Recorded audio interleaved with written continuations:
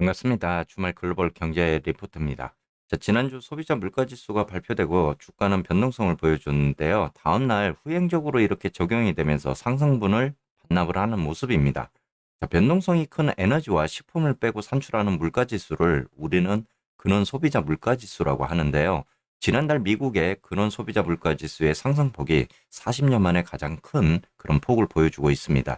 자, 이러면서 세 차례 연속 기준금리를 75bp 올렸던 연준이 물가를 잡기 위해 더 강력한 긴축에 나설 전망이 예상이 되고 있는 상황이고요. 미국은 물가를 잡기 위해 금리를 공격적으로 올리면서 그 여파로 달러가 계속 상승하는 걸 사실상 용인을 하고 있는 듯 합니다.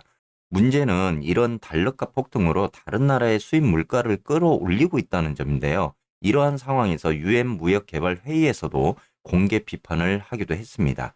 자, 오늘도 간단하게 여러분들과 차트 보면서 또 이야기 드려보도록 하겠습니다.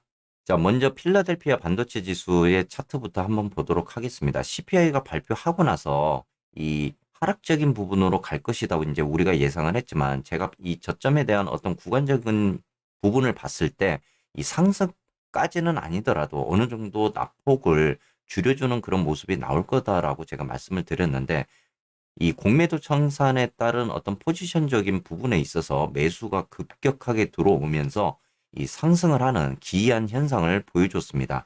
그리고 나서 그 다음날 이 후행적으로 지금 매물대가 나오면서 하락으로 크게 다시 상승분을 반납하는 이런 모양새를 보여주고 있는데요.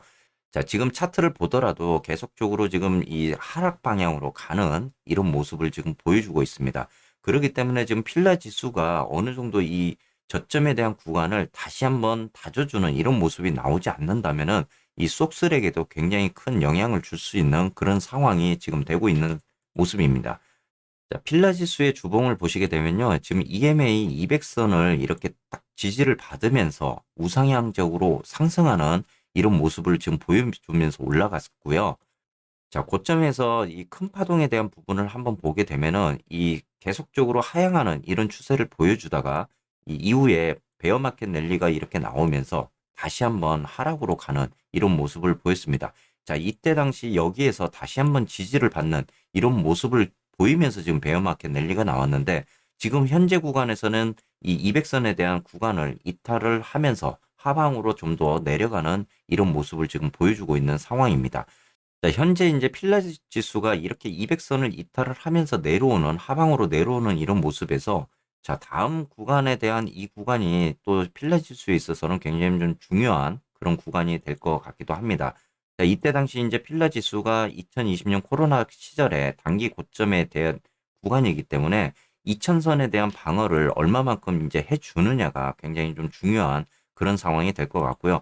이 구간에서도 다시 한번 지지를 받지 못하는 이런 상황들이 연출이 되지 않는다면은 후방으로 내려가는 이런 상황이 될 것 같습니다. 그렇게 되면은 지금 속슬 같은 경우는 정말 최악의 상황으로 보게 되면은 자, 이런 상황에서 지금 속슬이 하방 쪽으로 이렇게 꺾여지는 이런 모습이 나온다. 그렇게 되면은 정말 5달러 그리고 4달러까지도 내려갈 수 있는 이런 상황들이 지금 펼쳐지고 있는 굉장히 위험한 그런 모습이 보여지고 있는 겁니다. 필라 지수의 월봉 차트도 보시게 되면 고점에서 지금 하향적인 부분으로 내려왔을 때 이 구간 그리고 2020년 이 코로나 시절에서 다시 올라오는 상승 추세로 가는 이 구간이 지금 어떻게 보면 좀 만나는 이런 구간이 될 것 같습니다. 자, 이 구간에는 지금 EMA 60선이 또 이렇게 자리를 잡고 있는 구간이기도 합니다. 그래서 이 구간에서 반등적인 이런 모습이 나오지 않고 하향 이탈하는 이런 모습이 나온다 그러면 속슬에 있어서 굉장히 좀 좋지 않는 그런 모습으로 갈 확률이 커지고 있다. 이렇게 여러분들이 보시면 될 것 같습니다.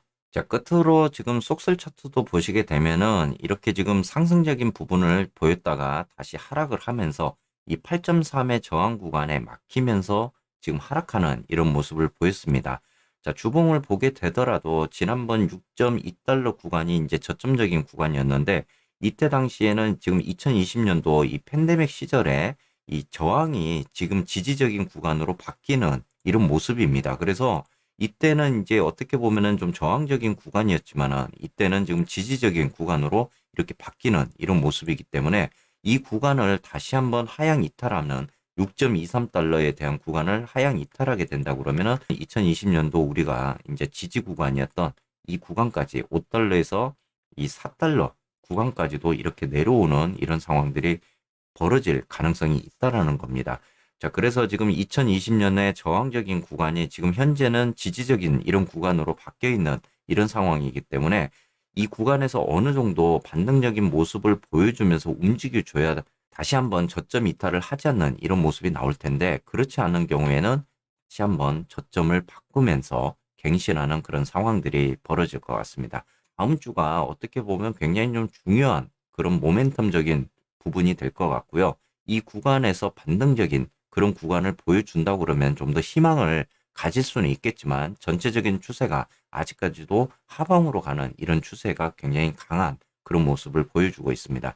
자, 아직까지 희망을 꺾기에는 확률적으로 우리가 하방적으로 보는 이 확률은 더 크지만, 그래도 희망을 가지고 다음 주를 한번 기대는 해봐야 될 것 같습니다. 여러분들께 시점을 말씀드리는 구간은 그래도 10월 20일 이후 오차 범위 내에서 그 기간 안에 어떤 반등적인 구간이 나올 가능성도 있다, 이렇게 말씀을 드리고 있지만, 그거는 이제 지금 현재의 어떤 흐름상의 시나리오적으로 여러분들께 말씀을 드리는 거고요. 무엇보다 중요한 건 다음 주의 흐름이 그 다음 주의 흐름까지도 변곡을 줄 수 있는 그런 상황들이 벌어질 것 같습니다.